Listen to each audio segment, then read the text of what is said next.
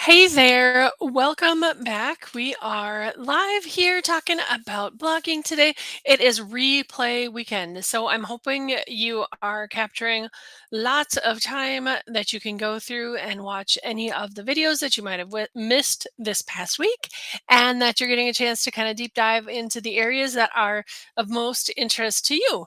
And I was just kind of starting to look through some of the surveys, and I noticed a common thread was that a lot of people wanted a little bit more help with kind of navigating the back end of WordPress and figuring out how to get their site set up.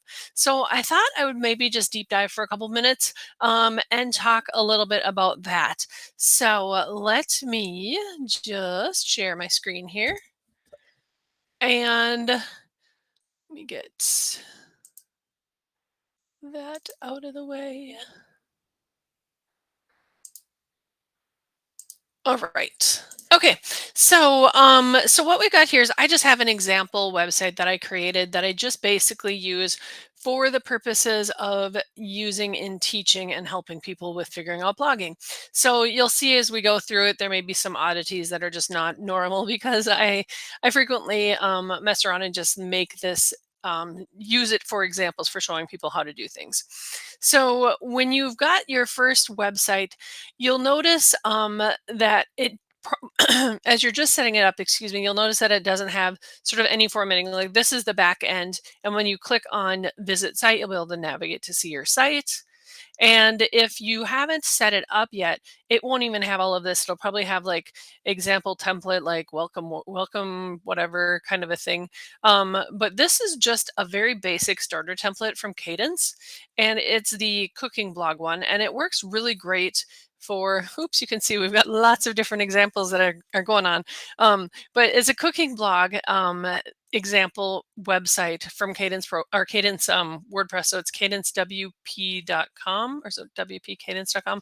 Anyways, it's Kadence, and it's a really great theme that has a lot of it's really fast. It's a company out of I think Colorado-ish area, and they come up with new stuff all the time. Well, here I can just pull up their site. Um, it's cadencewp.com. There we go. And they have lots and lots of starter templates, some of which are free, some of which are pro. So the pro ones you obviously have to pay for, the free ones you don't. Um, Cadence itself is free, but the nice part, even when you upload the Cadence theme, it's still going to be like a blank slate. So you choose a starter template, and you can choose, like I said, there's lots and lots of different starter templates for lots of different themes. They're coming out with new ones all the time. And what you can do is you can literally just click on one and see what it looks like. This one happens to be a pro one. You preview the starter template just by clicking on the kind of bottom corner button where it says preview, and it will show you exactly what the template would look like. You can make lots of changes. When you do the preview, it'll open it in a new window looking just like a website, and you can navigate through it just like if it was a live website. So obviously this is pumpkin patch, but they had lots of different options, and so you can kind of see like exactly what the page looks like, whether it's oriented towards photos, whether it's oriented towards, an actual physical place. Like there's so many different things that you can do. Here's an affiliate blog. So if you're doing a blog that's based on affiliate stuff, um, you can check this one out. So there's just a lot of different options. And what this does is you want to use it only on a empty site. Otherwise, it might mess with what you've already got. So if you already have a site, don't go loading a starter template. There's other things you can do. If that's you, message me and I'll give you some tips on how to incorporate some of the starter template types of things without it messing up your original site. But you can see like this is a great template for different kinds of blog type things. It's got lots of different things. So, anyways, start out by getting a template and find one that you like and get that loaded in your backend. Now, when you're in your website, you notice this top bar up here that lets you do things like edit this particular page that you're on. Oh, of course it would stop working. Only happens when you do things live. That's never happened on this before, but that's all right. Let's try it again and just see if it was just a one-time fluke.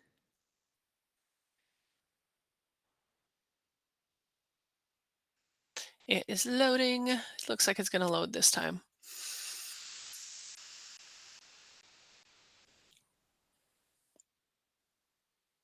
Always takes longer too when you're trying to do things live and people are watching.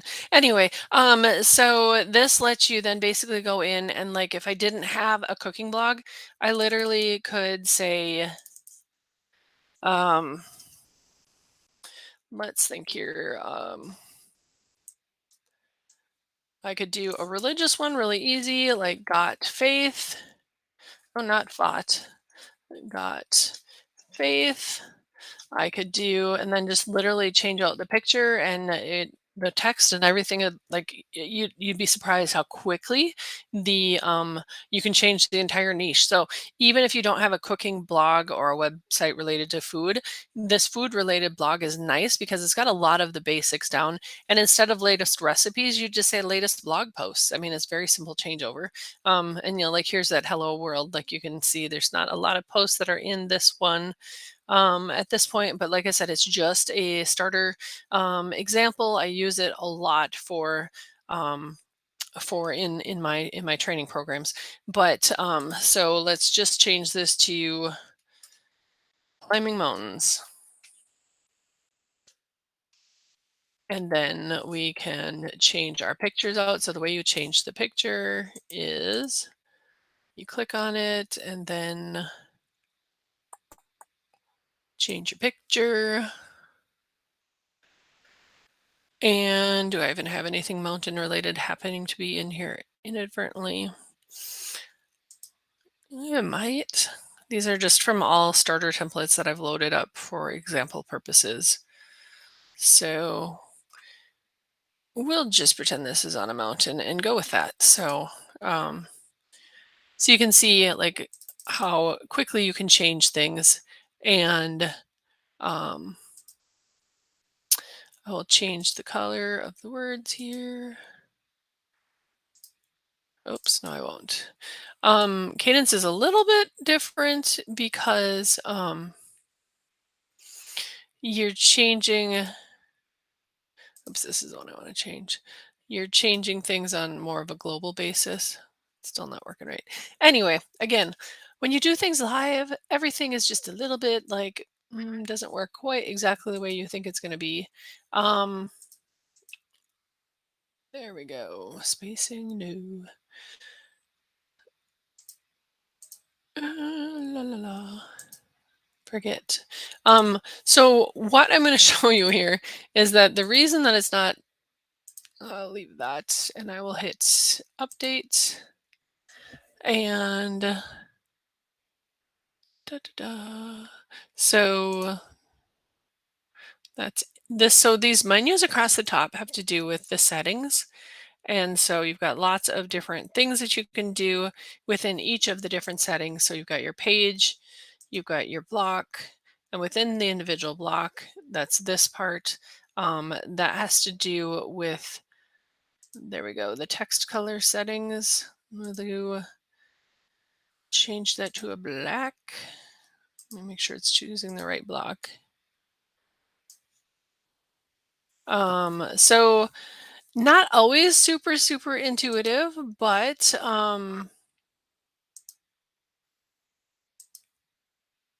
still not changing it. And this is part of the fun of figuring out once you work with a template, it gets a little bit more complicated. But it is still lots of great opportunities to do a lot. So like this will move where the picture, like how it lines up. Just a little bit, moves the perspective a little bit. Text color settings. Sometimes they have overrides that change what you're actually working on and how it affects it.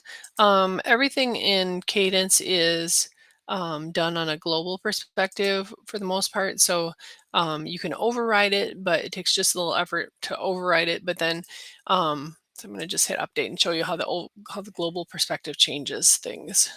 Um, so this is the color palette, and you can change by adding another color. or whatnot. And so yeah, um, just checking here. So this is for like the header and the page title, the page layout. Like you can change all of those page settings in here. You've got all of your headers and that kind of thing in here. Um, this is an H1, so it shows up as H1. Got your background color. This is how you change that, like your size. So that changes the background color. So we're going to just make that transparent again, which we do by pulling like that. But we can also have like where it shows up. So, because you're always going to struggle with color when you're on a background. So when you add just like a transparent background, that actually is a really good solution so that you can still see what you're doing, and you could change this like climb your mountain if you're doing something like motivational, like trying to overcome something. So lots of different things that you can do related to sites. And the once you're in this edit mode, you can even like edit this like latest posts, and then we'll just hit update and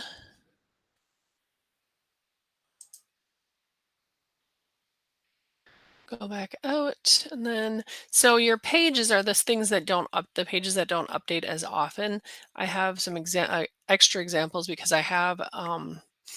uh I have a plugin that lets you clone the page so you can make an exact copy of it. So then when you're making a copy or when you're working on your page, you don't have to worry about accidentally messing it up so bad that you can't go back to what it used to look like. Um, and I'll show you that plugin here quick. Installed plugins. And it is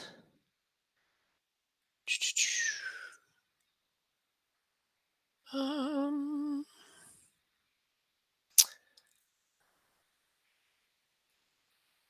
oh, I forgot the name of it. And I'm not seeing it, but I know it's here. Give me just a second. There it is, Yoast duplicate post. So what you do is, and I'm not saying that these are necessarily the best plugins. These are just what I use when teaching. So it's not completely everything that I would always use, but so Yoast duplicate post is what you'd be looking at doing. And if you look at add new, I can show you where it shows up as. So when you click on add new, you would just type it in here and then let it search and it will come up with it. And then you just add it and just make it active and you're good to go. So, yeah, so hopefully that was helpful for you. If there's anything that you have questions about, feel free to let me know. The duplicate posts let you duplicate not only your pages but also your posts, so that lets you kind of have an idea of what you're working on and what you're like what how to change things fairly quickly. And then when you work on an individual post, you can work on like a variation of it. Like if you're not sure if it's a lot of times if you're doing like if you did one large post and you kind of think, well, maybe I should break it up into two smaller posts, but you're not 100% sure.